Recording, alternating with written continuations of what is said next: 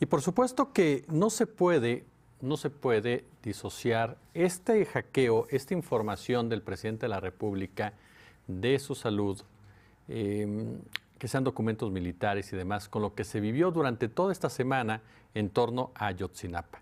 Hay una lectura postpolítica también al respecto, y quién mejor que el periodista Alberto Nájar, quien es un experto en esta materia, para platicar con nosotros. Mi querido Alberto, te saludo como siempre con muchísimo gusto, periodista de pie de página de Momentum. ¿Cómo andas?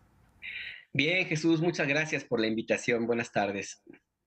Oye, mi querido Alberto, ahora jugando yo de local, pero caray, algo similar en lo que platicamos en la mañana. ¿Cuál es el fondo político que tú le ves a esto? Más allá de todo este tema del hackeo, ¿hay un timing político? ¿Tú le ves un movimiento político a esta publicación en el momento en que se da? ¿O estamos en una situación ya de casualidades en torno a la figura de López Obrador, Ayotzinapa y demás?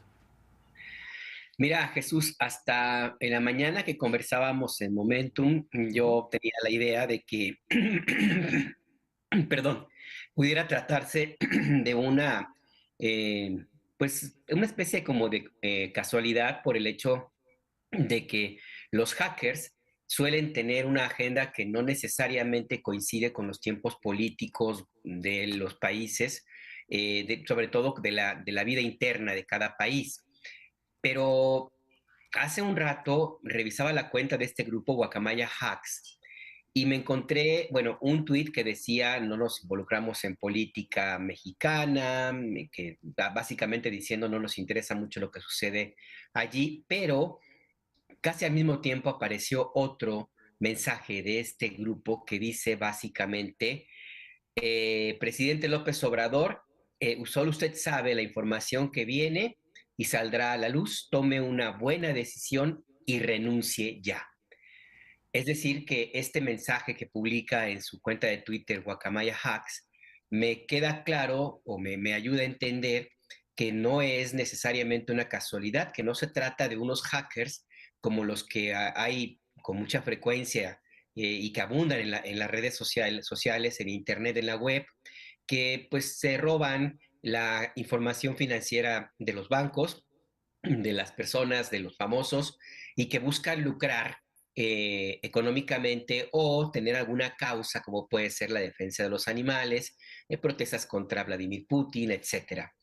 Pero ahora este caso a mí me llama mucho la atención que tengan este mensaje y que sea con el mismo hashtag, etiqueta, que sea utilizado por los mismos, las mismas granjas de bots que respaldan a los opositores en México.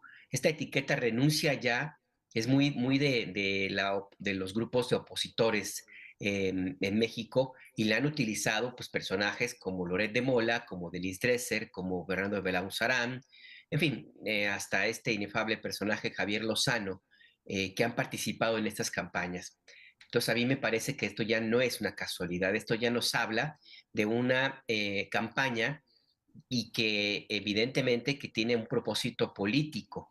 ¿Cuál es el propósito político? Bueno, lastimar al gobierno del presidente López Obrador, sí, claro, es obvio, pero también mandar una especie de mensaje, como una especie de ataque hacia la Secretaría de la Defensa Nacional y los militares, puesto que los han exhibido como débiles, como incapaces de protegerse, al menos en términos de un ciberataque, no lo lograron, y esto abre muchísimas dudas a la capacidad que tendrían de defensa hacia otro tipo de agresiones. No hay que olvidar que hace que también son abundantes las campañas Jesús que se publican en Twitter, donde se presentan a grupos de delincuencia organizada desfilando con algunas camionetas que les llaman monstruos y este tipo de cosas que pues, no sirven para nada más allá que para pantallar, y que sin embargo las se presentan como una forma de hacer creer que son más poderosos que el ejército. Entonces yo sí creo que hay un mensaje político por allí, y que el tema de Yotzinapa también estaría vinculado como una forma de mandar el mensaje para quienes tratan de acercarse a la verdad, a la verdad pues, de lo que sucedió en esa noche del 26 de septiembre de 2014 y que coincidentemente los ataques se intensificaron justo cuando le pidieron las órdenes de aprehensión en contra de militares y en contra de personajes de la propia hoy Fiscalía General de la República y que se detuvo al ex procurador Murillo Caram. Entonces te digo, Jesús, no, yo no veo casualidades, yo sí veo que existe un alineamiento por parte de este grupo de hackers que no necesariamente son o tienen que ser lo que dicen que son, y que yo coincido contigo, se me hace muy curioso que hayan elegido en América Latina como sus golpes espectaculares a gobiernos de izquierda, Jesús. Oye, este punto, mi querido Alberto, porque nos topamos con algo que parece hasta de manual, ¿no? Una filtración, lo vimos el fin de semana pasada, una filtración, campaña de denostación, nado sincronizado y se replica, y se replica, y se replica, y se replica. ¿Cómo entender este momento cuando faltan 2 años? Vuelvo a lo mismo en el tema Ayotzinapa, por supuesto, pero me quedé pensando que decías, mostrar a los militares débiles. ¿Quiénes estarían interesados en mostrar a la milicia débil?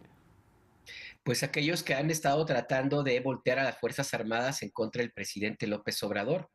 Recuerda, Jesús, que muy al inicio del gobierno actual, inclusive antes, cuando era todavía presidente electo López Obrador, pues había ya grupos que exigían, demandaban que no asumiera el cargo, que no tomara posesión, y se dieron a conocer afanes golpistas de varios grupos económicos y de políticos y de académicos y varios por allí que se han ido repitiendo de una u otra forma en los últimos años. Se ha sumado, inclusive en aquellos años aparecía un militar en retiro, creo que era un general, no recuerdo el nombre, que hablaba abiertamente en una reunión privada, digo entre comillas así porque pues fue con toda la intención de que esa reunión privada se hiciera muy pública, pues hablaba de un supuesto descontento de los soldados hacia López Obrador, algo que fue atajado casi de inmediato en una conferencia de prensa matutina. Y luego se han ido sumando otros militares que en Twitter pues se critican abiertamente al presidente López Obrador, sin contar, por supuesto, aquellos que hacen pues una especie de ridículo, la verdad, como el locutor Ferris de Con, por ejemplo, ¿no? Pero bueno, están allí las señales y hay un intento de romper ese respaldo que el presidente de la República ha logrado obtener de los militares, a quienes ha otorgado muchísimas concesiones y los defiende a capa y espada. Entonces yo sí creo por ahí que existe también un intento muy, cada vez más claro, de tratar de enemistar, de crearle algún problema en las filas del ejército hacia el presidente López Obrador, a quien están tratando de meter le quieren poner un 4, pues, para ponerlo de otra manera, porque por un lado está obligado a cumplir la promesa de llegar a fondo en el caso de la desaparición de estudiantes de la Normal de Ayotzinapa, y por el otro enfrenta también las presiones, que no ha querido decir de quién son, pero queda claro que vienen también de las Fuerzas Armadas, que algunos de sus elementos pues están involucrados, no solamente en términos materiales e intelectuales en esto que ocurrió en Iguala, sino también en la protección desde el alto mando, el segundo alto mando del ejército en el sexenio pasado, el general Salvador Cienfuegos. Entonces yo sí creo que por ahí hay una especie de cuatro, le quieren poner un cuatro, una trampa al presidente, lo quieren encajonar.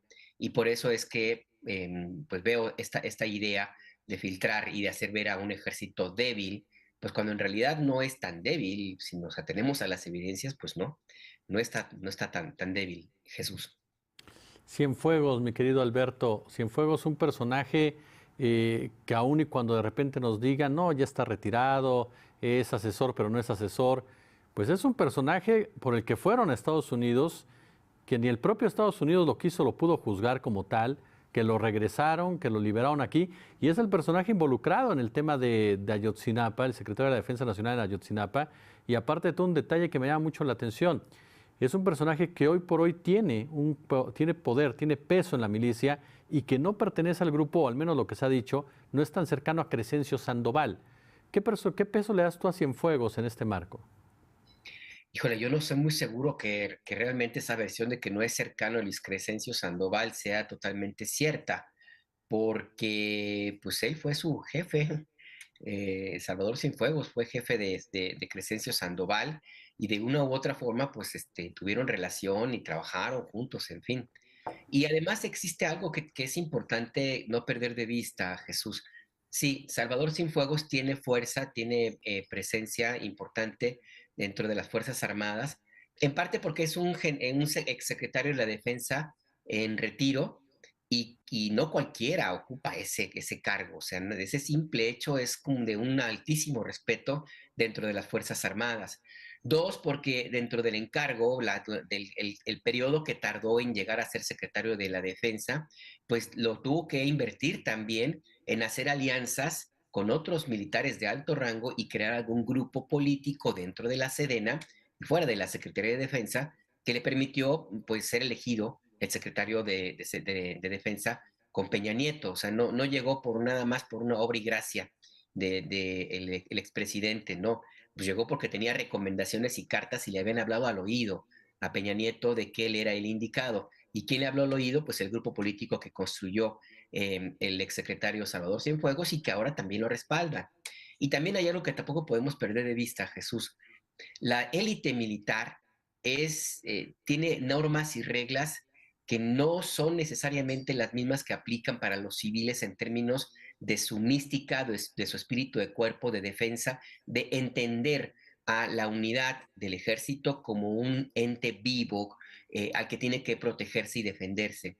No es gratuita el entrenamiento que reciben los militares, ni los juramentos que hacen, los cánticos, todo lo que lleva en toda su vida activa, que es todavía más importante y profundo cuando se trata de militares de alto rango, porque sí se la creen, sí están convencidos, y de hecho, en parte lo son, de que la seguridad y el destino del país está en sus manos o estuvo en sus manos en algún momento. Entonces se crea una especie de vínculos muy fuertes de respeto, de respaldo, te digo, una solidaridad casi metida en el ADN que está por encima de cualquier otra circunstancia.